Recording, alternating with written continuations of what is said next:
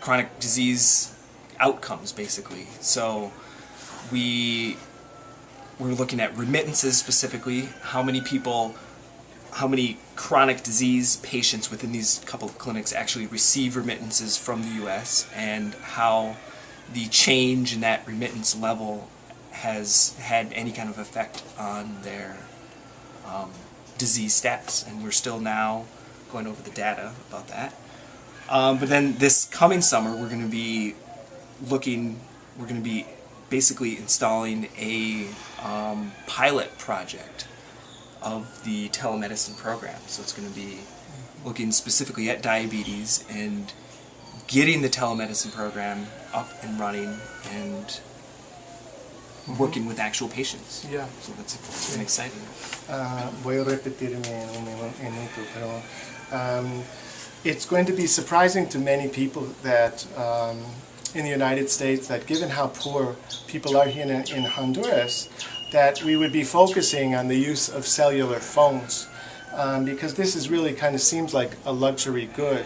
So I want to ask Dr. Castillo about how is access to cell phones? Are we developing a technology that she feels would be accessible to the people that need it the most? Va a sorprender a mucha gente en los Estados Unidos, dado la pobreza aquí en esta parte de Honduras. Aquí estamos tratando de desarrollar un servicio que aprovecha los celulares, porque nos parece que los celulares son un bono de lujo, ¿no? Y solo la gente que quizás que tiene más recursos va a utilizar los celulares. Pero por favor, díganos cómo es el uso de celulares aquí en Honduras.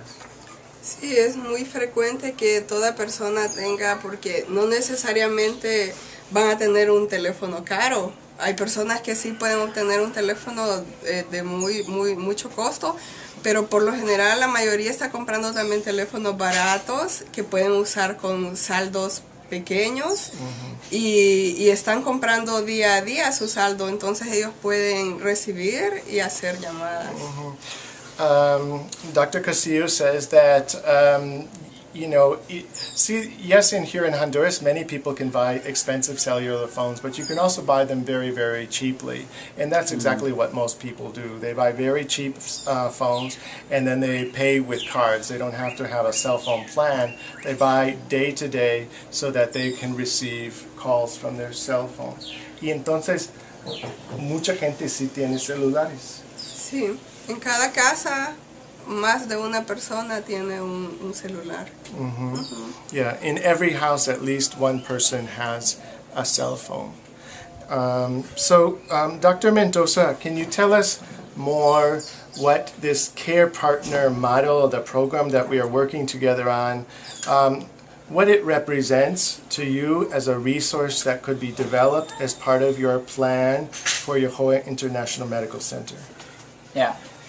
The point is CarePartners depend technology. Many people in U.S. thinking we don't have nothing here in Honduras, but that is not true. In our research that we do the last year specifically, we find 80% of the population had a mobile phone. More people had a línea fija. I don't. More people have a cell phone than a landline phone in their home. Yeah, but the point is, the CarePartner program is very, very interesting because for Yojoa International Medical Center, we are understanding we need to resolve before a strategy for education program for more prevention, because we don't have big money, but we need to work more for development interesting program for try to development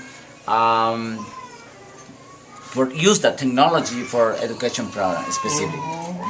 This is a nice idea for development for us. Great. Evan talked already a little bit about what we're planning to do this summer, which is we're going to be sending 4 students. Our first year we sent 1 student, second year we sent 2. This year 4 students are coming from the University of Michigan School of Public Health to try the CarePartner program that we've developed with patients from Yojoa International Medical Center. The system that we are using is hosted on a server at the University of Michigan in collaboration with technologic partners, which are Intervision Media in Eugene, Oregon. And that will generate telephone calls to the people's cell phones here in Honduras that travel for most of that distance over the internet.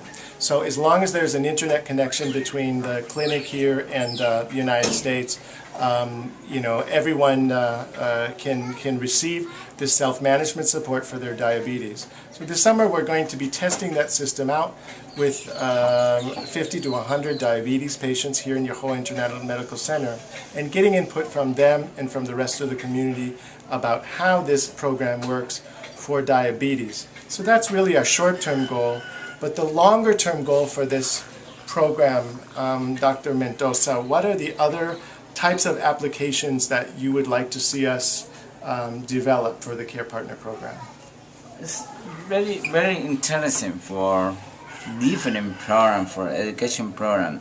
When you use the technology, many times we are thinking these people can use a mobile phone, all application that the phone has, but really people, especially young people, can understand how to use a phone number, a phone mobile.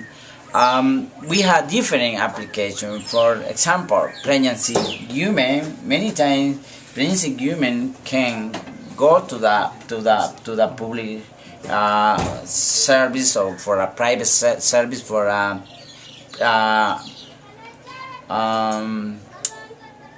I don't know exactly, prenatal control. Prenatal care. Yeah, but if you use this system for promote education, especially for this program, it's very, very interesting how we use the folic acid, how the important for recognize the symptoms. Yeah, then there are no good example urinary problems,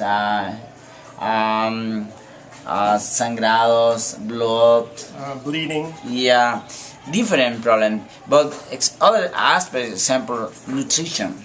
Many times people live in remote area, but can give some information. Example, they can get how tallar y pesar un niño. I don't know.